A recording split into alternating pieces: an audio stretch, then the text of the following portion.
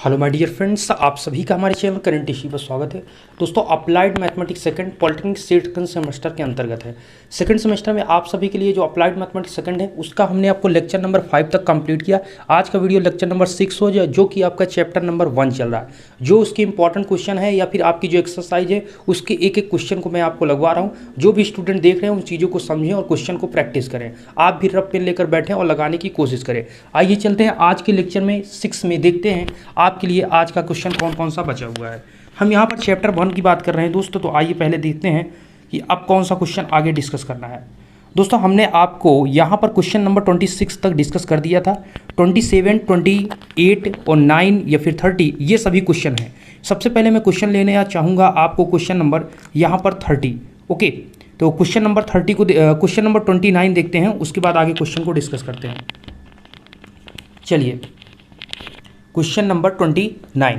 दोस्तों, ये क्वेश्चन थोड़ा आपको यहाँ पर समझना पड़ेगा। ये क्वेश्चन इस प्रकार से आपको दिया है, जैसे देखिए यहाँ पर दिया है यदि, क्वेश्चन नंबर ये 29 है, यदि F X equal to, F X नहीं F dash x equal to 3x square, ध्यान दीजिएगा, -2/x³, ये क्वेश्चन दिया गया।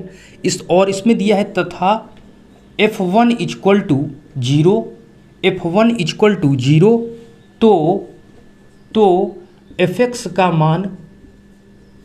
का मान ज्ञात करें। ये आपके बुक्स में फर्स्ट चैप्टर का पहला ही आपका टॉपिक चल रहा है। तो ये क्वेश्चन आपको दिया गया। अब देखिए, इसमें हमें करना क्या है, समाकलन। हमारा ये चैप्टर जो टॉपिक चलता है ये चल रहा है समाकलन, और ये दिया है f डैश एक्स बराबर इतना और f1 बराबर 0। तो बताइए कि fx का मान क्या होगा। तो इसको सॉल्व करते हैं। सॉल्व इसको कैसे करेंगे समझिए। देखिए दोस्तों, अगर आपका कहीं पर dy/dx लिखा है या फिर ये आपका dy/dx लिखा है, देखिए मैं आपको क्लियर करना चाहूँगा इससे आप समझ पाएँ। जैसे कि आपका यहाँ पर कहीं पर आपको अगर क्वेश्चन में दिया हुआ है d/dx, dy/dx, या फिर वही आपका लिखा है f डैश एक्स, तो बात एक है। ओके, कहने का मतलब जो f डैश है ये दर्शाता है डिफरेंशिएशन को। तो यहाँ पर f डैश एक्स लिखा है, इसका मतलब ये यहाँ पर dy/dx की वैल्यू दी है। ओके, और जब हमने आपको बताया था कि डिफरेंशिएशन जो होता है इंटीग्रेशन का उल्टा और इंटीग्रेशन डिफरेंशिएशन का उल्टा, तो वही चीज़ यहाँ पर आपको करना होगा कि हमें dy/dx यहाँ पर दिया है। अगर हम इसका एक बार इसी का f डैश एक्स का एक बार इंटीग्रेशन x के रिस्पेक्ट में कर देते हैं तो ये चेंज किस में हो जाता है, fx में। तो f डैश एक्स का आप इंटीग्रेशन कर देंगे तो किस में हो जाएगा, ये आपका fx में चेंज। तो सेम वही, और हमें fx की ही वैल्यू ज्ञात करना है। तो क्वेश्चन आपको थोड़ा समझना पड़ेगा। देखिए यहाँ पर क्वेश्चन ये आपको दिया गया। अब क्वेश्चन में क्या करना है, एक मिनट, यहाँ पर क्वेश्चन आपको ये दिया गया, इसमें क्या करेंगे पहले आप समझिए। यहाँ पर आपने fx इक्वल टू हम लिख लेते हैं, f dash x equal to आपको दिया है 3x स्क्वायर -2/x³। इसका एक बार हम क्या करेंगे, इस समीकरण 1 इसको मानिए। समीकरण 1 का पेपर में आपको ऐसी चीज़ों को लिखना होता है जैसे उनको क्लियर हो पाए। समीकरण 1 का x के रिस्पेक्ट में क्या करने पर, यहाँ पर अवकलन करने पर, अवकलन नहीं दोस्त, समाकलन करेंगे, समाकलन करने पर। समाकलन आप करेंगे तो क्या होगा समझिए। समीकरण 1 हमने इसको मान लिया, इसका x के रिस्पेक्ट में हम करेंगे, मतलब इसको जो हम लिख रहे हैं यहाँ पर समाकलन करेंगे जब, तो यहाँ पर x के रिस्पेक्ट में समाकलन करने का मतलब समझिए, इंटीग्रेशन f डैश एक्स ऐसे लिखेंगे, integration f dash x dx बराबर, यहाँ पर आप क्या लिखेंगे, f dash x equal to क्या लिखेंगे, 3x स्क्वायर dx, दोनों तरफ हमें इंटीग्रेशन करना है, समाकलन, -2/x³ इंटू dx, ये चीज़ आप लिखेंगे।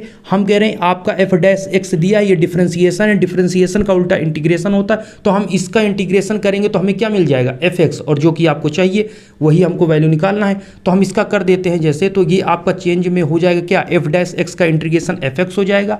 अगर ये f डबल डैश दिया होता तो उसका मतलब होता है d2y/dx2। ओके, ट्रिपल आपका f ट्रिपल डैश एक्स होता तो इसका मतलब d3y/dx3 होता, उसका 3 बार हम समाकलन करते, लेकिन एक बार इसका समाकलन करना पड़ेगा पड़ेगा, क्यों? चूंकि ये एफ डैश एक्स दिया है, d Y by D x दिया है, तो सिंपली ये एफ एक्स हो गया। अब ये 3x² dx है, तो ये 3 बाहर हो जाएगा और यहाँ पर x² का जो डिफ्रेंसिएशन इंटीग्रेशन होगा वो x³ होगा। इतना तो अब आपको आने लगा होगा, आपने पहले से वीडियो अगर देख रहे होंगे या चीज़ें आपको इतना आ रही होंगी तो आप समझ रहे हैं फार्मूला कौन सा है। इसमें आपका जो होता है इंटीग्रेशन x⁻n dx बराबर x⁻n+1/n+1 प्लस का c, ये आपका जो समाकलन का फार्मूला वही सिंपल हमने यहाँ पर इसको लगाया है। ठीक है, अब आगे दोस्त आपको जो दिया गया है, अब आगे समझिए, यहाँ पर क्वेश्चन जो दिया गया -2 हो गया, ये आपका लिखा है x1/x³, हम इसको ऊपर सिंपली कर लेते हैं x⁻³ dx। अब ये आपका fx = हो जाएगा 3 कैंसिल हो जाएगा, ओनली बचेगा यहाँ पर क्या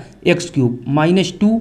यहाँ पर आप क्या लिखेंगे, यहाँ पर भी हम लिखेंगे x⁻n+1/n+1, तो x⁻n+ मतलब -3 + 1/-3 + 1 और प्लस c क्या लगाएंगे, कांस्टेंट, चूंकि हमने किया क्या है इसका समाकलन। तो यहाँ पर इसका समाकलन जब हो गया तब यहाँ पर आप लिखेंगे fx = आपका आया कितना, x³ आया, ये आपका -3 + 1 होगा, -3 + 1 -2 आएगा और -2 ऑलरेडी यहाँ पर है। तो अच्छा मैंने एक बार और लिख देता हूँ दोस्त, ये आपका -2 यहाँ पर बचेगा, -2 यहाँ प्लस c, ये वैल्यू आपकी बचेगी, ये -2, ये x⁻³ + 1 आपका क्या हो जाएगा x⁻² और माइनस में -2 बचेगा +2। समझ पा रहे हैं आप, ये चीज़ किया गया है। ठीक है, उम्मीद है आप समझ चुके होंगे। अब यहाँ पर ये किया गया, इसको थोड़ा हम हटा रहे हैं दोस्त ऊपर से। ठीक है, ये लेक्चर नंबर 6 है, चैप्टर 1 है, ये चीज़ आपको पता है। हम यहाँ पर ये वैल्यू को ऊपर लिख रहे हैं fx = यहाँ पर लिख रहे हैं fx = कितना आपका आया है x³ -2, फिर आपका ऊपर कितना बचा -2 बचा ऊपर और नीचे भी आपका -2 + c, ये वैल्यू आई है। -2 आपका कैंसिल हो जाएगा, बचेगा क्या fx = x³ यहाँ हो जाएगा प्लस और x⁻² है उसको नीचे लाएंगे तो 1/x² हो जाएगा प्लस c, ये वैल्यू आपको fx की मिल गई। इतना तो आपने निकाल लिया, लेकिन अभी आपका यहाँ पर आंसर नहीं आया है, क्यों? क्योंकि c आपका जो कांस्टेंट लगा है, अभी इसका आंसर नहीं मालूम हुआ, चूंकि हमें दिया है तथा f1 = 1। अब यहाँ पर आपको करना क्या होगा, सबसे पहले जब इस प्रकार का क्वेश्चन दिया जाएगा, एक और क्वेश्चन है इसी टाइप का और उसको भी बताऊंगा मैं।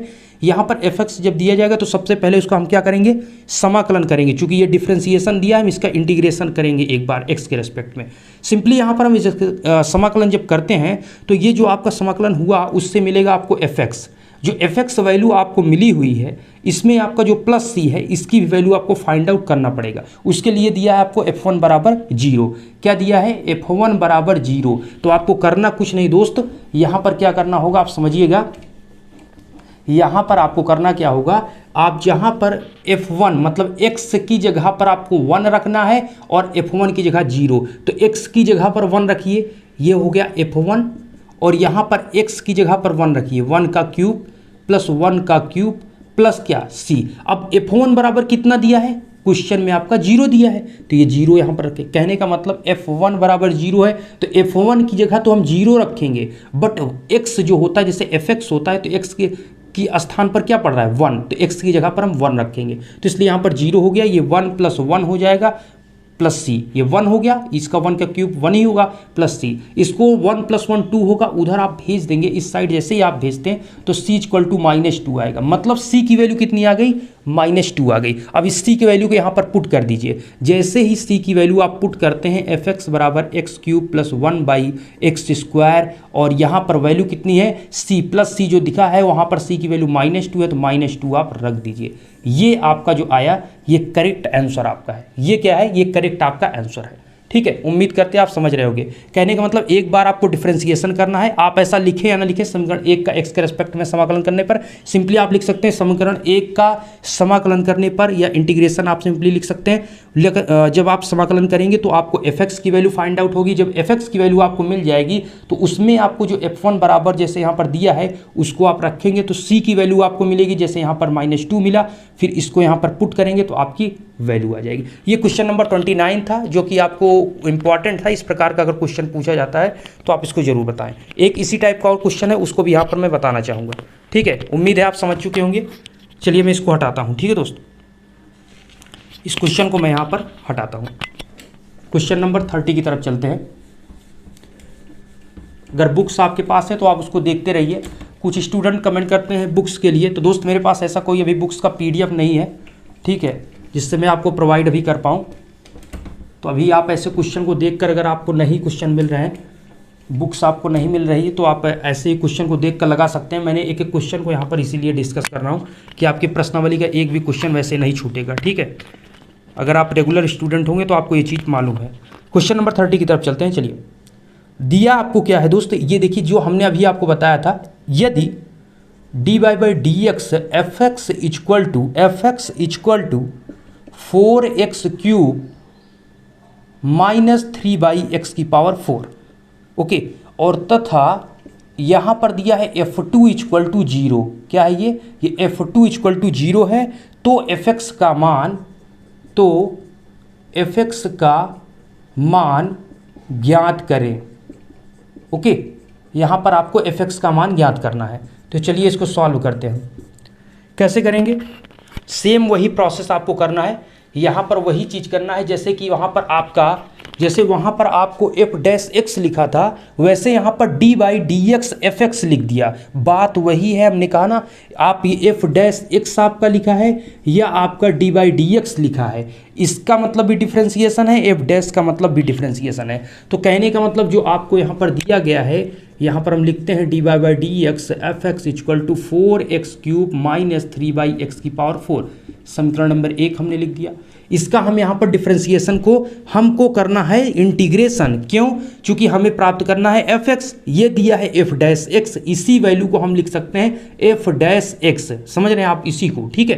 तो f', तो हम इसका अगर हम इंटीग्रेशन करते हैं, इस समीकरण 1 का हम क्या करते हैं, समाकलन करते हैं। समाकलन करने पर, समाकलन अगर आप करते हैं तो ये क्या हो जाएगा, जो fx है, d/fx है, ये ऐसे आप इसको लिख लीजिए dy/dx fx, ठीक है, dy/dx fx into dx equal to, ऐसे आप थोड़ा कंफ्यूज होंगे इसलिए मैं ऐसे नहीं लिख रहा हूँ, इसलिए मैं कह रहा हूँ इसको आप ऐसे चेंज करके लिख लीजिए, इसको लिख लीजिए f', इस वैल्यू को हम f' लिख सकते हैं 4x³ अब यहाँ पर इसको हम समाकलन कर रहे हैं, ठीक है। अभी हमने समाकलन किया नहीं, अभी हमने इसको चेंज किया है। अब इसको हम लिखते हैं यहाँ पर कि समाकलन करने पर, समाकलन कीजिए इसका। अगर इसका इंटीग्रेशन करते हैं तो हमने क्या बताया, f' dx आप लिखेंगे, इधर आप क्या लिखेंगे, इस साइड में आप क्या लिखेंगे, 4x³ dx -3/x⁴। एक मिनट दोस्तों, 3/x⁴ dx, ये आपका हो गया। इसका इंटीग्रेशन f' का क्या होगा, इसका इंटीग्रेशन fx होगा। क्या होगा, fx इक्वल टू, ये आपका 4 बाहर हो जाएगा, x³ का इंटीग्रेशन x⁴n+1। मैं बार बार फार्मूले को इसलिए रख रहा हूँ, अगर किसी स्टूडेंट को नहीं याद है तो याद हो जाए, x⁴n+1/n+1+c, ये फार्मूला होता है। तो कहने का मतलब x⁴3+1 क्या हो जाएगा दोस्त, x⁴3+1/3+1 माइनस, ये 3 बाहर होगा, इसका हम ऐसे सिंपली और सिंपल करने के लिए ऊपर लिख देते हैं, x⁴ ऊपर जाएगा तो x⁻³ -4 dx हो जाएगा। तो सिंपली यहाँ पर fx इक्वल टू, ये कितना आ जाएगा, ये 3+1 4 होगा, ऊपर भी 4 है, दोनों कैंसिल हो जाएंगे, ओनली यहाँ पर बचेगा x⁴, ये तो आपका x⁴ बचेगा, -3, यहाँ पर इसका इंटीग्रेशन करिए तो -4+1/-4+1 और प्लस क्या, c, इतना आपका यहाँ पर आ जाएगा। उम्मीद कर रहे हैं आप समझ रहे होंगे। अब यहाँ पर fx इक्वल टू क्या हो जाएगा दोस्त, x⁴।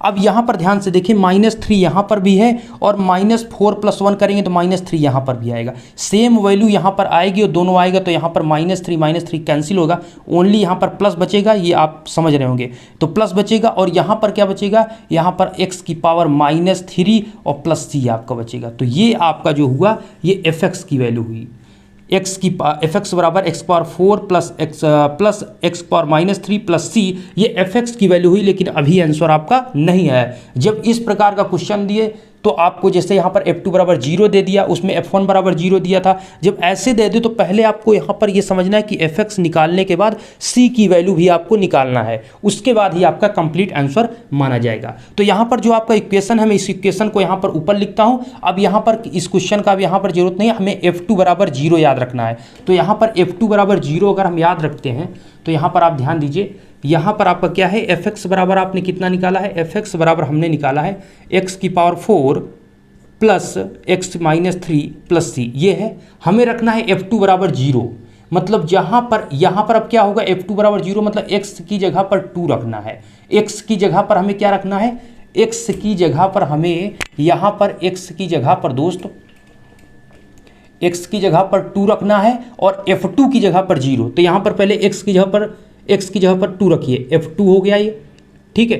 ये x की जगह पर क्या रखेंगे, 2 की पावर 4 हो जाएगा प्लस 2 की पावर -3 हो जाएगा प्लस c, इतना हो जाएगा। F2 बराबर क्या रखेंगे, 0, तो इस साइड में आपका 0 हो गया।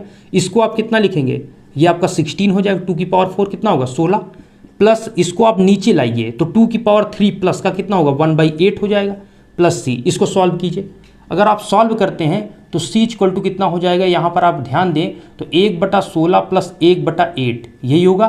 तो c बराबर आपका ये, हाँ 8 छंग 48, ठीक है, 8 4 12, मतलब ये आपका हो जाएगा प्लस 1, मतलब ये आपका टोटल कुल मिलाकर यहाँ पर आएगा जो वो 129/16 आएगा।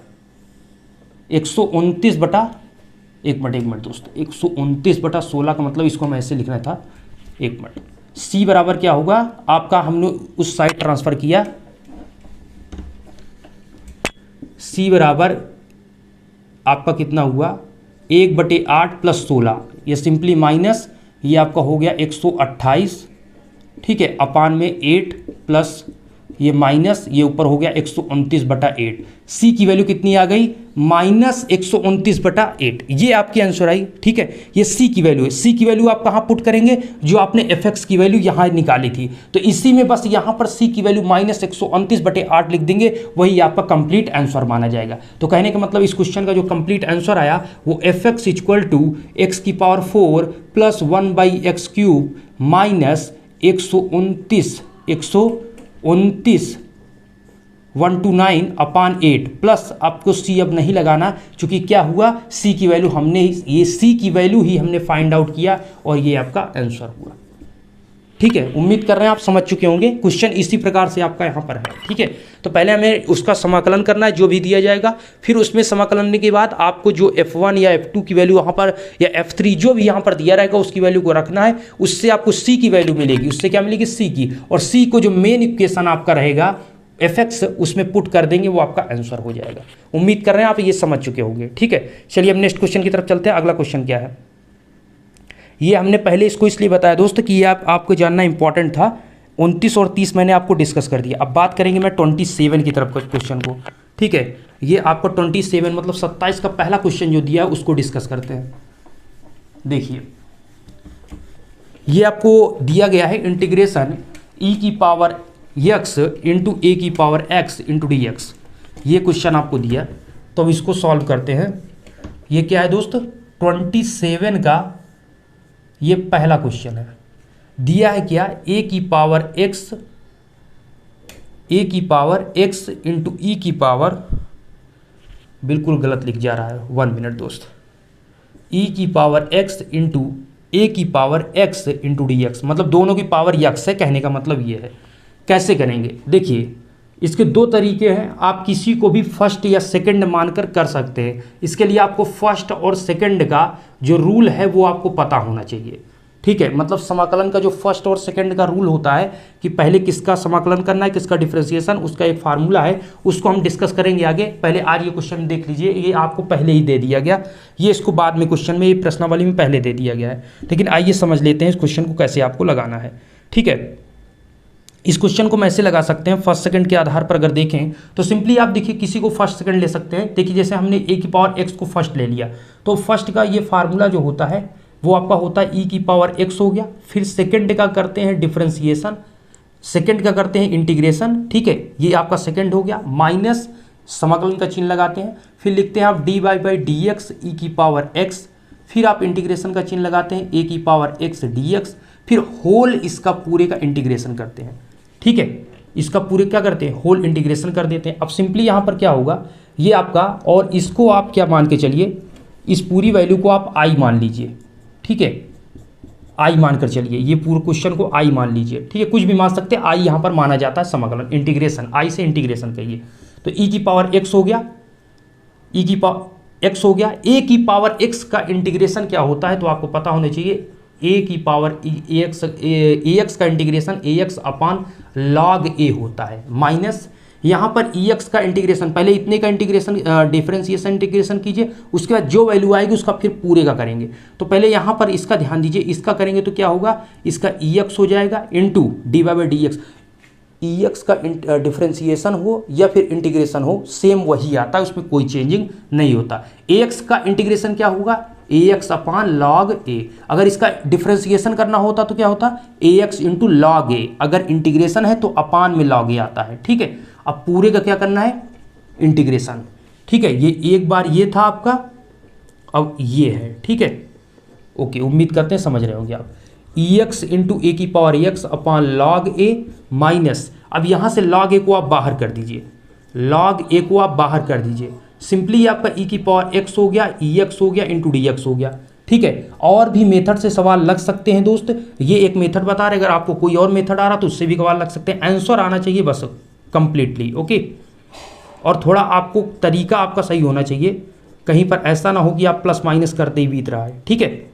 यहाँ पर आपका ये जो हुआ, यहाँ पर ई की पावर एक्स इंटू ए एक्स अपॉन लॉग ए, ये हमने 1 अपॉन लॉग ए को जो बाहर लिया है, 1 अपॉन लॉग ए को बाहर लिया, ये किसकी वैल्यू है, ये जो आपको क्वेश्चन दिया है आई बराबर हमने जो लिखा इंटीग्रेशन ई एक्स इंटू ए एक्स डी एक्स, वो सेम वही आ गया, तो इसके स्थान पर हम क्या लिख सकते हैं, कैपिटल आई लिख सकते हैं। अब इस पूरे वैल्यू को आप इधर लाइए, अर्थात आप आई प्लस ये माइनस में है, आप इधर लाएंगे तो आई अपान लॉग ए हो जाएगा, इक्वल टू ई की पावर एक्स, ठीक है, अपान लॉग ए हो जाएगा। उम्मीद कर रहे हैं आप समझ रहे होंगे, कहने का मतलब इस पूरी वैल्यू को हमने इधर लाया तो ये माइनस में था तो आई अपान लॉग ए आ गया, इक्वल टू ये पूरी वैल्यू यहाँ हमने लिख दिया।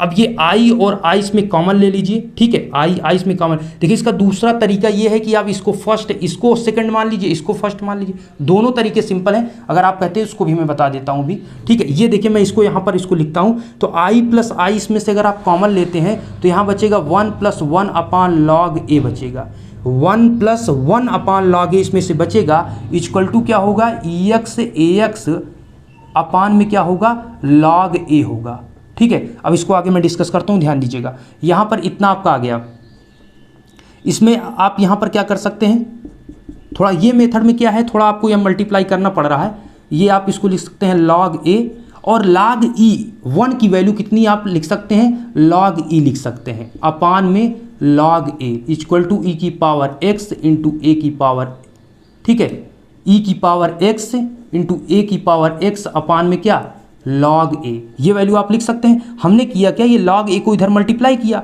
यहाँ पर हमने लॉग ए को एलसीएम लिया, और 1 की वैल्यू होती है लॉग ई, आप लिख सकते हैं। ये आंसर आपको मिलाने के लिए ऐसा मैं कर रहा हूँ, ठीक है, क्योंकि आपके बुक्स में अगर आंसर नहीं मिलेगा तो आप कंफ्यूज होंगे कि आंसर नहीं मिल रहा है, तो इसलिए लिख रहे हैं। अब लॉग ए दोनों कैंसिल हो जाएंगे नीचे, यहाँ पर क्या हो जाएगा, ये लॉग ए प्लस लॉग ई और इक्वल टू ई की पावर एक्स इंटू ए की पावर एक्स। आपको फार्मूला एक पता होगा, लॉग का formula log M plus log N, log M plus log N equal to क्या होता है, लॉग एम इंटू एन। ये फार्मूला सभी स्टूडेंट को पता होगा, सिंपल फार्मूला है। तो वही चीज़ log M plus log N है, तो यहाँ पर हम इसको लिख सकते हैं लॉग, जैसे यहाँ पर एम एन को एम इंटू एन लिखा जा रहा है, तो ए और ई है तो इसको लॉग ए इंटू ई कर देंगे, इक्वल टू ई की पावर एक्स इंटू ए की पावर एक्स। तो आई इक्वल टू आया कितना, आई इक्वल टू आपका आंसर जो आया वो आप देख सकते हैं, आई इक्वल टू आ गया ई की पावर एक्स इंटू ए की पावर एक्स अपान में लॉग ए। ये आपका जो आया दोस्त, ये कंप्लीट इस क्वेश्चन का आंसर है,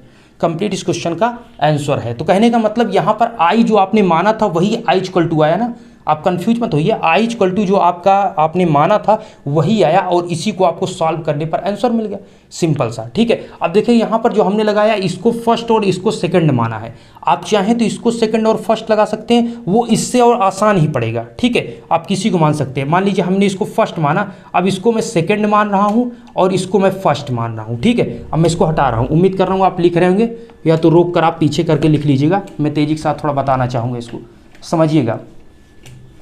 यहाँ पर अगर हम इसको मान लेते हैं तो वो भी आपका तरीका बिल्कुल सही है, उसमें कोई दिक्कत नहीं है, फर्स्ट सेकंड किसी को मान सकते हैं, बस दोनों का इंटीग्रेशन डिफरेंशिएशन सक्सेसफुली आपका होना चाहिए। कहने का मतलब यहाँ पर आपका फर्स्ट सेकंड आपने जैसे मान लिया तो इसको आपने सेकंड, इसको फर्स्ट, ठीक है, इसको फर्स्ट और इसको सेकंड हमने जैसे माना, तो हम क्या करेंगे, आई इक्वल टू लिखेंगे, या फिर आप आई इक्वल टू लिखें या ना लिखें, आप पहले समझिए। यहाँ पर अगर फर्स्ट मानते तो फर्स्ट को आप ऐसे लिख देते हैं, सेकंड का आप क्या करते हैं, सेकंड का आप यहाँ पर सेकंड का आप इंटीग्रेशन करते हैं ई की power x D x minus फिर आप क्या करते हैं इंटीग्रेशन, कंप्लीटली बड़ा सा इंटीग्रेशन आपको यहाँ पर करना है। फिर आपका यहाँ पर होता है d Y by D x किसका, फर्स्ट का, फर्स्ट क्या है ए की पावर एक्स, ठीक है। फिर आप लगाएंगे छोटा सा इंटीग्रेशन आपको करना है यहाँ पर किसका, ई की पावर एक्स सेकेंड का इंटू डी एक्स, इसका पूरा क्लोज कर देना है। समझ पा रहे हैं आप, हमने इसको फर्स्ट माना है और इसको सेकंड माना है ई की पावर एक्स को, तो पहले आपको फर्स्ट लिखना है, फिर सेकंड, फिर फर्स्ट का डिफरेंशिएशन, सेकंड का इंटीग्रेशन, फिर टोटल का इंटीग्रेशन। ये रूल है, फार्मूला है, आप देखेंगे तो आगे मैं आपको बताऊंगा, आप परेशान मत होइए। ए की पावर एक्स हो गया, ये क्या हो गया दोस्त, ये आपका जो हुआ ये ए की पावर आपका यहाँ पर कितना हो गया, ए की पावर एक्स हो जाएगा, और ई की पावर एक्स का हमने बताया इंटीग्रेशन और डिफरेंशिएशन वो सेम आता है, माइनस यहाँ पर D Y by D X A की पावर एक्स आ गया। अभी हमने क्या किया था, समाकलन किया था, अब इसको हमने फर्स्ट मान लिया तो ये चेंज हो गया। तो ए की पावर एक्स का जो डिफरेंशिएशन होता है वो आपको पता होना चाहिए, कितना होता है, ए की पावर एक्स का डिफरेंशिएशन ए इंटू एक्स, मतलब ए की पावर एक्स इंटू लॉग ए होता है, ए इंटू, अगर इसी का हम इंटीग्रेशन करते ए एक्स का तो लॉग अपान जो आपका लॉग ए है वो 1 अपान लॉग ए नीचे आता है। अब ये मल्टीप्लाई में आ रहा है चूंकि डिफरेंशिएशन कर रहे हैं, इंटू ई एक्स, चूंकि ये हम क्या कर रहे हैं इसका इंटीग्रेशन ई एक्स का डिफरेंशिएशन करें चाहे इंटीग्रेशन करें वही आता है। तो ये वैल्यू आपको मिल गई, सिंपली आई इक्वल टू क्या हो गया, ए एक्स ई एक्स माइनस, यहाँ से आप क्या करिए, पहले एक सिंपल काम करिए कि आप लॉग ए को बाहर कर लिए, चूंकि लॉग ए क्या हुआ, कांस्टेंट, ए तो एक वैल्यू कांस्टेंट है ना, जिसके साथ एक्स नहीं है वो कांस्टेंट है, सिंपल आप समझिए। लॉग ए आपका बाहर हुआ, ए की पावर एक्स हुआ, ई की power x into D x. अब आपको कुछ दिख रहा होगा, ए की पावर एक्स हो गया, ई की पावर एक्स माइनस लॉग ए, ये किसकी वैल्यू है, ये आपने जो आई माना था वही सेम वैल्यू, तो इसकी जगह पर आप इंटू क्या लिखेंगे, आई इंटू क्या लिखेंगे आप, इंटू आपका आई। अब इस आई को इधर भेज दीजिए, जो आई का है आई की तरफ भेजिए, तो आई ये लॉग ए हो जाएगा क्या, प्लस में, plus log A into I equal to A की पावर एक्स इंटू ई की पावर एक्स। अब इसमें से आई आप कॉमन लीजिए और 1 प्लस क्या बचेगा इसमें, 1 प्लस लॉग ए आपका बचेगा, और इक्वल टू क्या बचेगा,